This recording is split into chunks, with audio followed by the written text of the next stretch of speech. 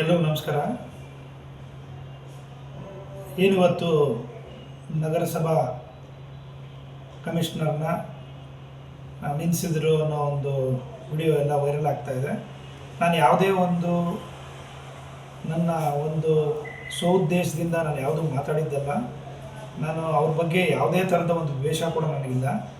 ನನಗೇನೆಂದರೆ ನಮ್ಮದು ಒಂದು ಕಾರ್ಯಕ್ರಮ ನಡೀತಾ ಇದೆ. ಆ ಕಾರ್ಯಕ್ರಮಕ್ಕೆ ನಾವು ಪರ್ಮಿಷನ್ಗೆ 9ನೇ ತಾರೀಕಿಗೆ ಪರ್ಮಿಷನ್ಗೆ ಅರ್ಜಿ ಕೊಟ್ಟಿದ್ವಿ. ಕಮಿಷನರು 3 ದಿನ ರಜದಲ್ಲಿದ್ದೀನಿ ಅಂದ್ಬಿಟ್ಟು ನೀವು ಹಾಕ್ಕೊಳ್ಳಿ ಬ್ಯಾನರ್ಸು ಅಂತ ಹೇಳ್ಬಿಟ್ಟು ಕೂಡ ಅವರು ಅನುಮತಿ ಕೊಟ್ಟಿದ್ದರು. ಅದರಂತೆ ನಾವೆಲ್ಲ ಬ್ಯಾನರ್ಸು ನಮ್ಮ ಇದಕ್ಕೆಲ್ಲ ಬ್ಯಾನರ್ಸ್ ಹಾಕ್ಕೊಂಡಿದ್ವಿ. ಅದರಲ್ಲಿ ಏಕಾಏಕಿ ಬ್ಯಾನರ್ನ ತೆಗ್ದಿದ್ದಾರೆ ಅಂತ ಹೇಳ್ಬಿಟ್ಟು ನನಗೆ ಹೇಳಿದಾಗ ನಾನು ಕಮಿಷನರ್ ಫೋನ್ ಮಾಡಿ, ಈ ರೀತಿ ಯಾಕಮ್ಮ ಬ್ಯಾನರ್ ತೆಗ್ದಿದ್ದೀರಿ, ನೀವೇ ಅಫಿಷಿಯಲ್ ಆಗಿ ಪರ್ಮಿಷನ್ ಕೊಟ್ಟಿದ್ದೀರಲ್ಲ ಅಂತ ಹೇಳಿದಾಗ ಅವರೆಲ್ಲ ಏನೋ ಸೆಂಟ್ರಲ್ಲಿ ಎಲ್ಲೋ ರಸ್ತೆಗೇನೋ ಅಡ್ಡ ಇತ್ತು ಅನ್ನೋ ಥರ ಇದು ಮಾಡಿದ್ರು ಅಂತ ಹೇಳಿದ್ರು.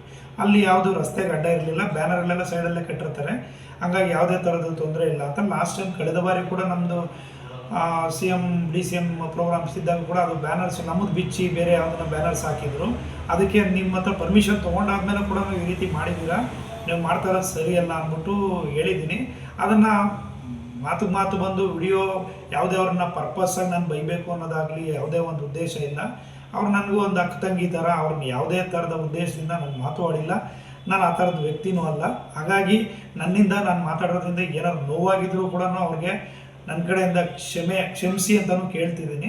ನಾನು ಆ ಥರದ್ದು ಉದ್ದೇಶವೂ ಅಲ್ಲ. ಅವ್ರಿಗೆ ತುಂಬ ಬಾರಿ ನಾನು ಸಪೋರ್ಟು ಕೂಡ ಮಾಡಿದ್ದೀನಿ. ಯಾಕಂದರೆ ನಮ್ಮ ಶಿಡ್ಲಘಟ್ಟ ವಿಧಾನಸಭಾ ಕ್ಷೇತ್ರದಲ್ಲಿ ನಗರಸಭೆಯಲ್ಲಿ 31 ವಾರ್ಡ್ಗಳಲ್ಲಿ ಅಲ್ಲಿ ಏನಾಗಿದೆ ಅಂದರೆ ಕೆಲಸ ಕಾರ್ಯಗಳು ಸರಿಯಾಗಿ ಆಗಲಿಲ್ಲ ಅಂತ, ಕುಡಿಯೋ ನೀರಿಂದಿರ್ಬೋದು, ಚರಂಡಿ ವ್ಯವಸ್ಥೆಗಳಿರ್ಬೋದು, ಆ ಚರಂಡಿ ನೀರೆಲ್ಲ ರೋಡಲ್ಲಿ ಹರಿತಾ ಇದೆ ಅಂತ ಎಷ್ಟೋ ಕಂಪ್ಲೇಂಟ್ಗಳು ಬಂದು ಅಲ್ಲೆಲ್ಲ ಕಂಪ್ಲೇಂಟ್ ಮಾಡಿದಾಗ ಕೂಡ ಅವ್ರು ನನಗೆ ಫೋನ್ ಮಾಡಿ, ಸರ್ ಈ ರೀತಿ ಬೇರೆ ಜನ ಎಲ್ಲ ಕೇಳ್ತಿದ್ದಾರೆ, ನನ್ನ ಹತ್ರ ಸ್ಟಾಫ್ ಇಲ್ಲ, ನಾನೇನು ಮಾಡೋಕ್ಕಾಗ್ತಿಲ್ಲ ಅಂದಾಗೂ ಕೂಡ ನಾನು ಅವ್ರಿಗೆ ಸಪೋರ್ಟ್ ಮಾಡಿ ಆಯಿತು ನಮ್ಮವ್ರಿಗೆಲ್ಲ ಈ ಸಮಾಧಾನ ಹೇಳಿದ್ದೀನಿ, ಸ್ವಲ್ಪ ಟೈಮ್ ತೊಗೊಳ್ಳಿ ಮಾಡಿಕೊಡ್ತಾರೆ ಅನ್ನೋ ಮಾತನ್ನು ಹೇಳಿದ್ದೀನಿ.